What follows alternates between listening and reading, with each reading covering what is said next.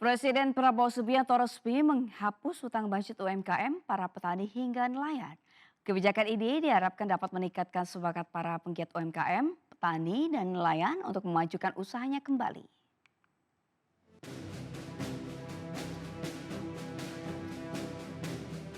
Penggiat UMKM, petani hingga nelayan yang terjerat utang macet kini bisa bernafas lega.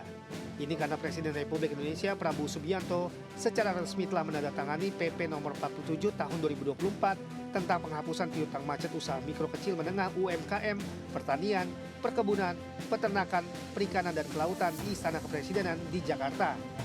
Prabowo berharap dengan penghapusan piutang ini dapat membantu para produsen pangan dapat bekerja dengan tenang. Dan segala kebijakan terkait pelaksanaan PP akan diserahkan kepada kementerian terkait. Setelah mendengar saran dan aspirasi banyak pihak, terutama dari kelompok-kelompok tani dan nelayan di seluruh Indonesia, pada hari ini Selasa tanggal 5 November 2024, saya akan menandatangani Peraturan Pemerintah Republik Indonesia Nomor 47 Tahun 2024 tanggal 5 November 2024 tentang penghapusan piutang macet kepada usaha mikro, kecil dan menengah dalam bidang pertanian, perkebunan, peternakan, perikanan dan kelautan serta UMKM lainnya.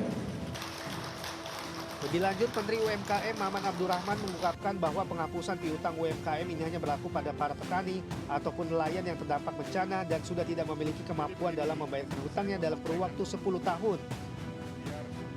Adapun nominal maksimal pembayaran piutang yang dibayarkan bagi badan usaha senilai Rp500 juta, sementara nilai maksimal untuk individu di angka Rp300 juta. Dari Jakarta, Dilami Aulia, Bagus Prasetya, Dias Triawan melaporkan. Pemirsa, Presiden Prabowo Subianto menyambangi kediaman mantan Presiden ke-6 Susilo Bambang Yudhoyono di Puri Cikeas, Godoputri, Kabupaten Bogor pada Selasa malam. Putra sulung SB Agus Harimurti Yudhoyono mengatakan pertemuan yang dilakukan dua tokoh bangsa ini untuk menjalin silaturahmi.